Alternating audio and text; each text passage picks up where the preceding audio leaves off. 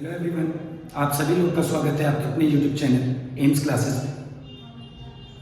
आज हम आपके लिए एक विशेष टॉपिक लेकर के आए हैं जिसे हम सब G20 के नाम से जानते हैं। जैसा कि हम सभी लोग जानते हैं कि वर्ष 2022 से 2023 तक की जो G20 की अध्यक्षता है वो भारत कर रहा है, और 1 दिसंबर 2022 से 30 नवंबर 2023 तक जो एक सम्मेलन और शिखर सम्मेलनों का जो दौर चलेगा वो भारत के लगभग 50 शहरों में 200 सम्मेलनों का आयोजन किया जाएगा, जिसमें लगभग हम 32 कार्य क्षेत्रों पर चर्चा करने वाले हैं। तो आइए बिना समय गवाए आज चर्चा करते हैं G20 के बारे में। G20 19 देश प्लस एक यूरोपियन संघ का समूह है, जिस 19 देशों में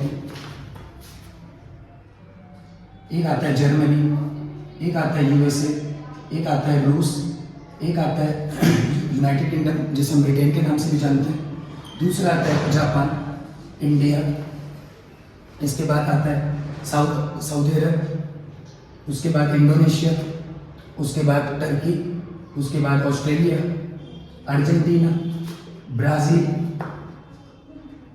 south Korea, south Africa, Canada,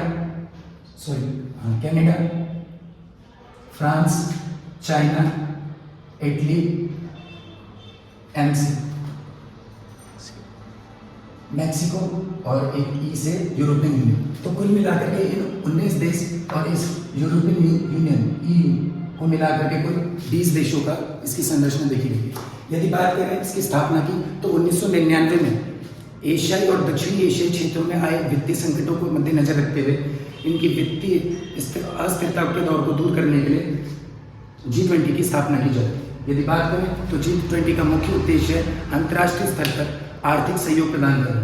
यदि इसके कार्य की बात करें तो जो एक वर्ष का जो पूरा सम्मेलन का जो दौर होता है, इस एक वर्ष के इस दौर में इसमें 2 ट्रैकों में विभाजित किया जाता है। एक ट्रैक को वित्त ट्रैक बोलते हैं, और इस वित्त ट्रैक में जितने भी वित्त मंत्रियां होते हैं विदेश इन 20 देशों के, और उनका जो केंद्रीय बैंक होता है उनके नेतृत्व में, वित्त मंत्रालय के नेतृत्व में इसका वित्त ट्रैक मॉनिटर किया जाता है, जो कि इनकी बैठकें वर्ष भर देखने को मिलती है। यदि बात करें दूसरे ट्रैक की, जिसको हम शेरपा ट्रैक के नाम से जानते हैं, तो इस शेरपा ट्रैकों में जितने भी मंत्री होते हैं, नेता होते हैं, उनके निजी प्रतिनिधि शामिल होते हैं। उनके निजी प्रतिनिधियों को ही शेरपा बोला जाता है। अब ये क्या करते हैं, ये वर्ष भर में जो भी चर्चाएं होती हैं, जो भी वार्ताएं होती हैं, उनका पर्यवेक्षण करते हैं, अर्थात उन पर सुपरविजन करते हैं।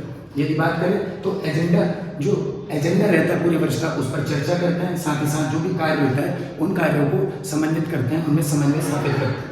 यदि इनके सचिवालय की बात करें तो वैसे तो कोई इनका स्थायी सचिवालय नहीं है। जिस भी देश में अध्यक्षता होती है तो वह अध्यक्ष देश, और जहाँ पिछला संचालन वो होता है और जो आगामी संचालन होता है, ये तीनों मिलकर के ट्रोइका के नाम से जाने जाते हैं, जिनमें पिछले वर्ष की अध्यक्षता करी होती है, जो वर्तमान में अध्यक्षता कर रहे होते हैं, और जो आने वाले वर्ष में अध्यक्षता कर रहे हैं। यदि एक बार इस ट्रोइका समूह में बात करें तो इस वर्ष की अध्यक्षता भारत कर रहा है, तो इसलिए ट्रोइका के जो सदस्य देश में शामिल होंगे, पिछले संचालन के इंडोनेशिया, इस वर्तमान की भारत, और आने वाला जो 19वां सत्र चलेगा उसके लिए ब्राज़ील।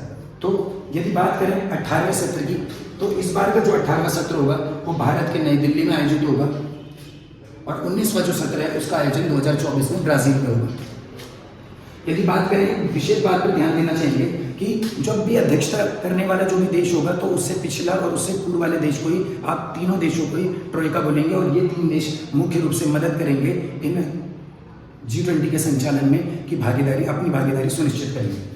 अगर बात करें इसकी, तो इसका गठन मुख्य रूप से वित्तीय संकट के निस्तारण के लिए हुआ था, क्योंकि 1997 के समय पर वित्तीय संकट के दौर से गुजरा था एशिया और दक्षिण एशियाई क्षेत्र।